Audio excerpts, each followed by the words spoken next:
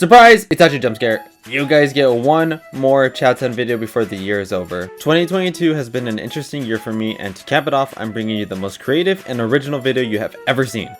My top 5 games of the year.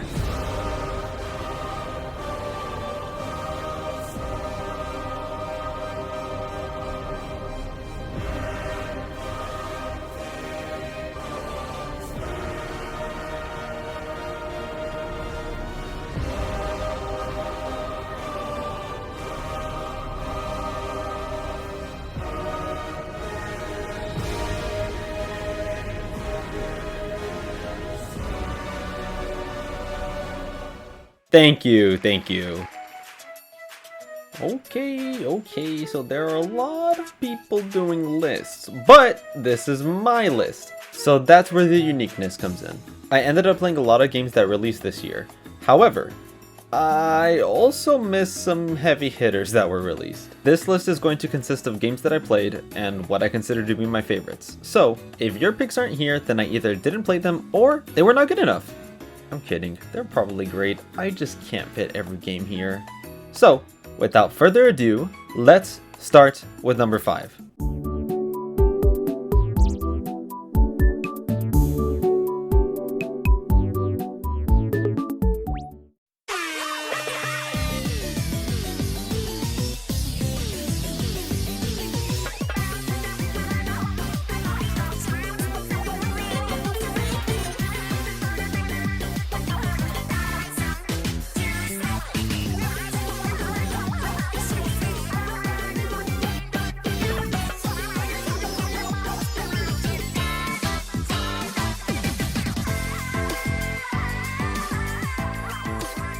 Kicking off my number 5 spot is Splatoon 3, and I really did not expect this to make it. I enjoyed Splatoon 1, and I had a lot of fun with Splatoon 2, but my experience with Splatoon 3 has been really special. The story is my favorite of the 3 games, and the villain in it is one I've been predicting since I played Splatoon 2.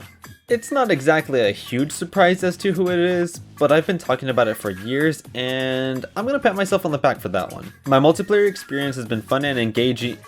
Oh, come on! Why are Splatoon 3 servers so much worse than 2's? It's gotten a lot better since launch, but the errors should not happen as much as they do. Other than that, my multiplayer experience has actually been a lot of fun. I've gotten to play this with so many of my closest friends, which in turn has made for a lot of great memories. The Splatfest and conversation around them have been great. Team Spicy, by the way. And as frustrating as Tri-Turf War can be, I do really enjoy the game mode.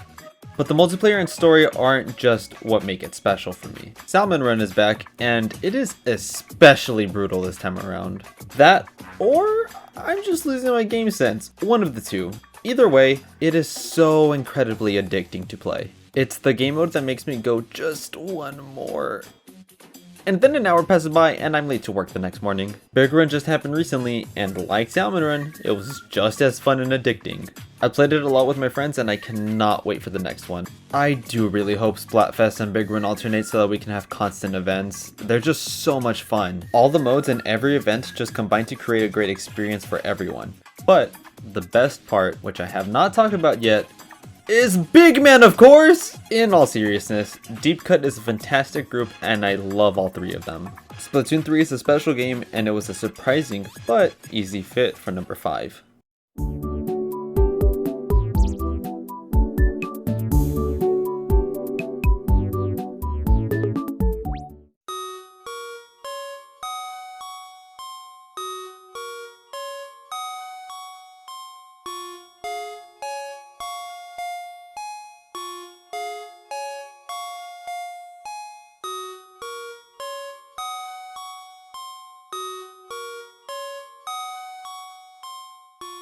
Now, is this cheating?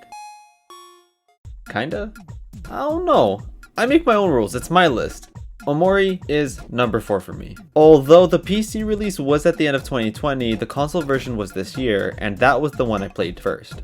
So, I do think it's fair to include the game on this list. I had absolutely no idea what this game was about going in. At least not content-wise. I heard it was dark and I heard it was emotional, but that is it. I did not expect Omori to be as good as it was. I ended up finding such a powerful gem. The story is incredible, but it does cover some tough topics, so please be wary when going in. Even though the topics can be rough, it engages the player in a tasteful manner. I really can't talk too much about the story without going into spoiler territory, so please just trust me about that. Aside from the story, the characters are fantastic. They should all be protected, and I will chuck a rock at anyone who bullies them. The visuals are beautiful, also creepy at times, and the gameplay itself is a lot of fun. It took me a little to get used to at first, but it does a great job at easing you in. There are a few gameplay segments that I felt dragged, and there was one specific story segment that did not resonate with me. However, they do not detract from any love I have for the rest of the game. Omori finds a way to be beautiful, disturbing, and charming all at the same time. It's a strange combination that somehow reaches into the depths of your soul and absolutely crushes it. But it does so perfectly. I am really exposing my masochistic nature, so I'm gonna shut up there. It's time to move on to number 3.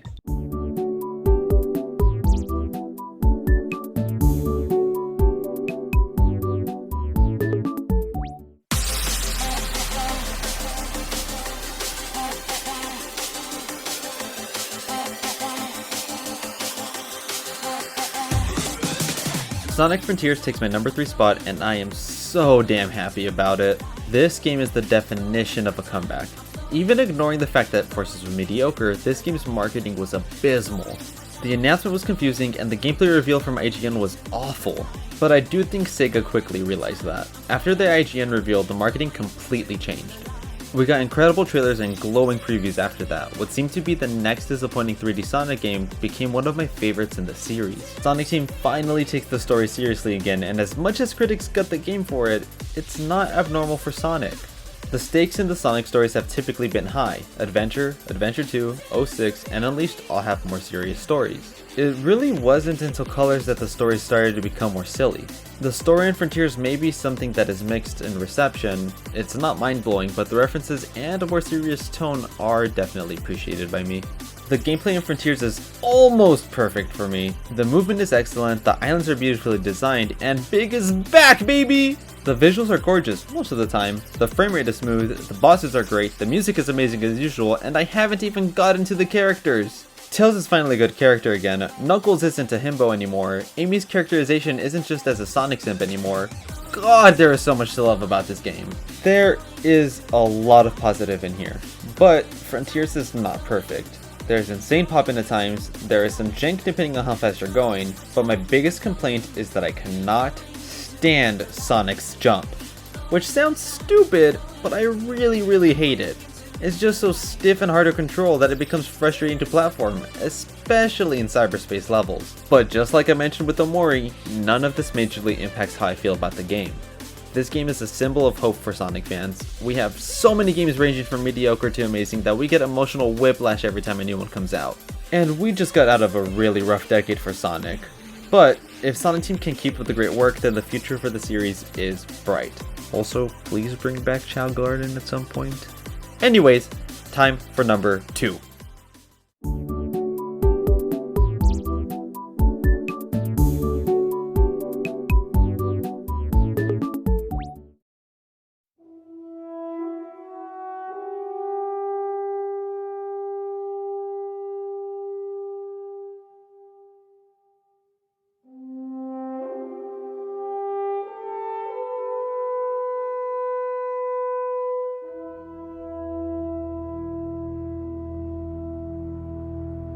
Ragnarok is coming. Well, it's been here. Since October, actually. Whatever, God of War Ragnarok is the number 2, and it is maybe my favorite Sony game.